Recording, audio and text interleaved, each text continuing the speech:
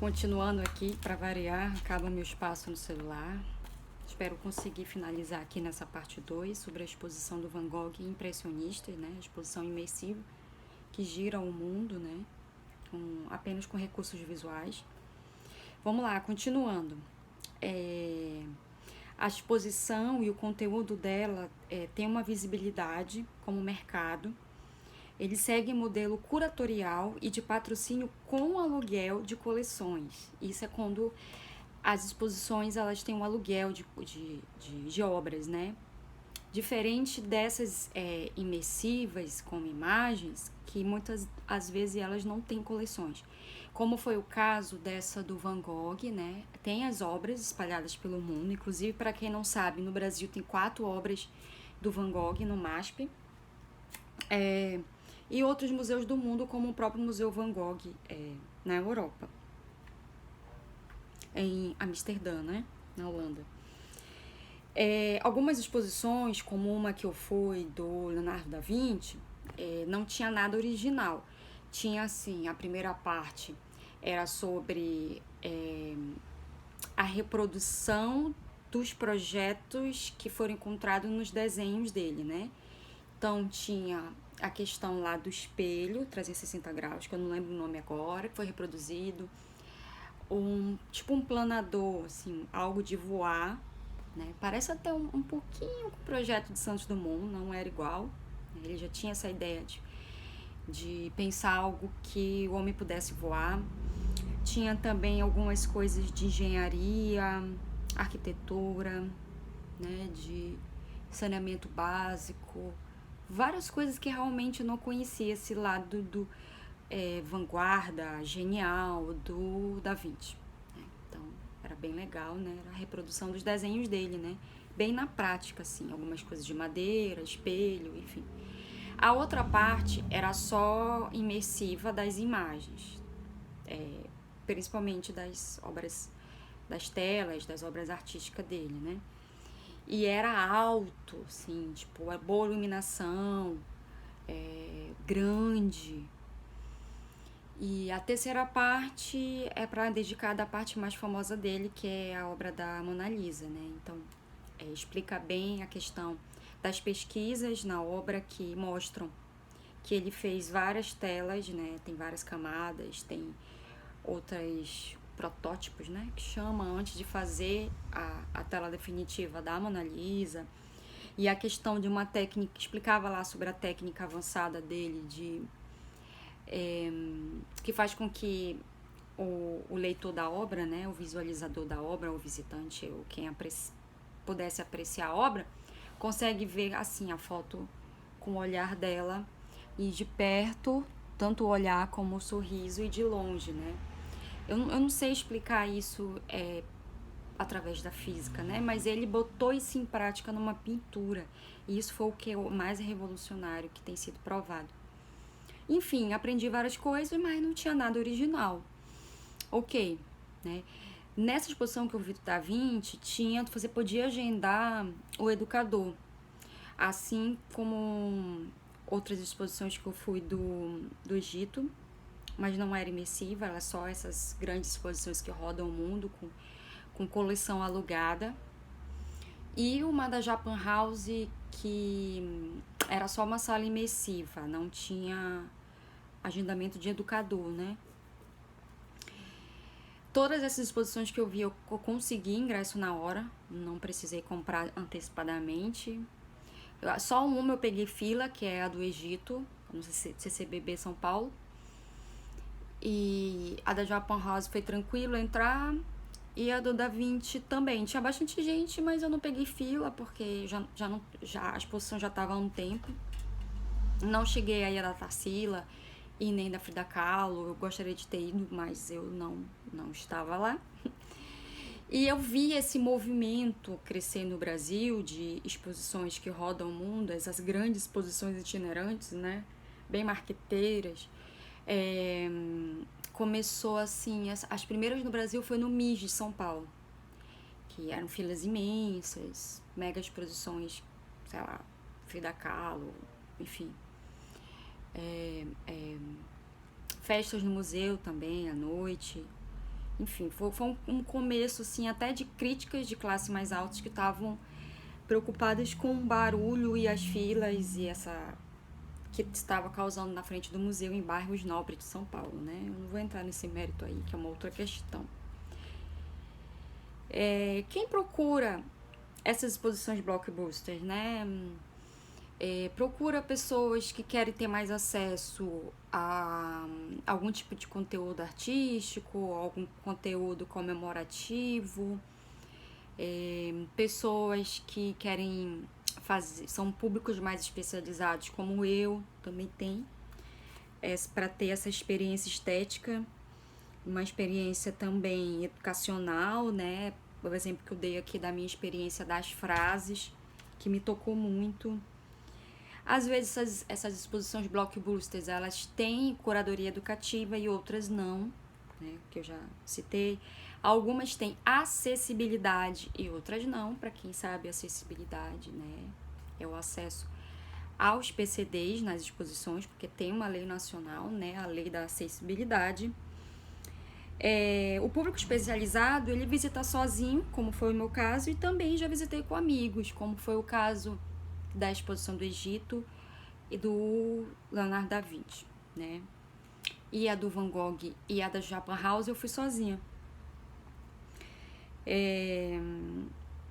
Enfim, tudo é questão do hábito cultural, né? Eu imagino que várias pessoas ali na Amazonas Shopping estavam indo pela primeira vez numa exposição artística, porque o shopping em Manaus, ele é muito frequentado, as pessoas vão muito, é sempre cheio. Fora o marketing em cima da exposição, as pessoas pagam o valor que for. Eu já fui numa outra exposição em shopping, que era do corpo humano no shopping Manauara. Na época eu já achei uma exposição cara, deu bastante gente. E eu tenho certeza que essas pessoas que vão nessas exposições de shopping, pagas, marqueteiras, blockbusters, algumas delas nunca nem entraram no museu, né? Infelizmente isso acontece, né? Que reflete muito o hábito do brasileiro, né? Como as pesquisas, os indicadores já mostram, né? Que 71% dos brasileiros nunca entraram em museus. Assim como poucos frequentam biblioteca também, teatro, cinema, enfim, né? Por isso que é tão importante trabalhar o setor cultural no Brasil, né? E principalmente numa formação de público, não só a política cultural, mas também a formação de público para arte e educação, educação museal, educação patrimonial e etc, etc. Tem também a questão do turismo cultural, que foi o meu caso, que quando eu fui fazer um curso em São Paulo, eu já estava pensando nas exposições que iam ter na época, né? Que na época que eu estaria, que teria do Egito, com as peças do Egito, que são essas peças alugadas que rodam o mundo no CCBB, né? Exposição pronta, que ela já vem um pacote pronto, no contrato, o curador daqui, máximo uma pessoa que vai fazer a organização da exposição dentro da disponibilidade do espaço local, né? Porque a curadoria em si, a escolha, né? A organização de como vai funcionar e gerar o mundo e tudo já está feito, porque deixa eu procurar aqui a minha anotação, que é muito importante sobre essa questão da curadoria.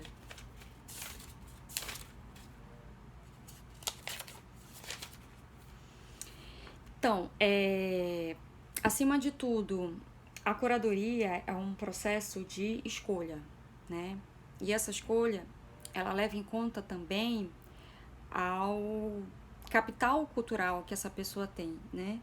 E aí ela tem que selecionar, organizar e exibir, né? E esse pacote pronto desse tipo de exposição blockbuster, como eu já disse, às vezes leva em conta ter uma curadoria educativa e às vezes não, né? Às vezes contrata algumas pessoas para fazer no caso da itinerância, né, da exposição itinerante local, como exemplo, por exemplo, em Manaus ou São Paulo, né? A recepcionista, a segurança e tal, que são contratados locais, né? Pela empresa que está trazendo para o Brasil e aqui montou de fora, que foi o caso da exposição do, do Van Gogh. E eu imagino também que do Da Vinci, né, que é um pacote pronto que foi para o Museu Público, que é o MIS São Paulo, que tem uma gestão terceirizada. Para quem não sabe, o MIS tem uma gestão terceirizada, que é o que eu chamo de... Eu não, né? É o que a política cultural chama de... como é que é?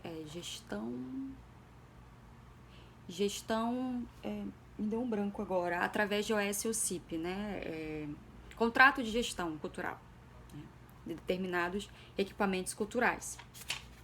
Para quem não sabe, é uma forma de terceirizar, de misturar o público com o privado. Sabe o que acontece com os hospitais terceirizados? Pois é, isso ainda não acontece no Amazonas porque não tem uma lei específica. E eu não tô dizendo aqui que é bom ou ruim, tá? Não vou entrar nesse mérito porque isso é um tema para um outro vídeo que eu tenho que me preparar para fazer, para falar sobre gestão cultural terceirizada, que é o caso de vários museus de São Paulo e no Rio de Janeiro, que tem pontos positivos e negativos também. É isso, então... Assim como tem a indústria cultural, né, que está preocupado com o número de pessoas, que a instância de consagração é a quantidade de público consumidor, o quanto aquilo rende, né, essa é a lógica da indústria cultural, penetrou também no campo das exposições museais, né, sobretudo essas itinerantes, que tem essa preocupação marqueteira, né, que aí nós... a gente que trabalha com isso, principalmente o pessoal da curadoria, que meio que botou esse termo de exposição de blockbusters. Então, a gente tem que sempre visitar e refletir a que ponto, qual é o objetivo daquela exposição, em que contexto ela está inserida, qual é a política dela, qual é a continuidade, qual é o legado que ela vai deixar, como o consumo cultural ele pode ser baseado apenas no recurso tecnológico, que sempre deve ser o aporte, claro, o auxiliar, mas nunca o elemento central, né? Por que não essa exposição emprestar pelo menos algumas obras para fazer ela imersiva e realista ali com a visitação para o maior amplo público ter acesso à obra de arte em si, né? Imagino que seja custoso e tudo mais, não custa nada também ter essa ideia. Porque também tem essa coisa do esvaziamento reflexivo da cultura de massa, né? Que é uma das implicações quando você foca na indústria cultural, quando você foca na produção, por exemplo, de música pop, que não tem aqueles arranjos e aqueles elementos não é só o refinamento musical, não estou falando só disso, né? Estou falando de uma questão de um propósito, de uma reflexão, de uma mensagem que muitas vezes na indústria cultural não se tem. E a gente tem que refletir também sobre as exposições de blockbusters nessa perspectiva, tá bom? Espero ter contribuído com a minha análise e até o próximo vídeo.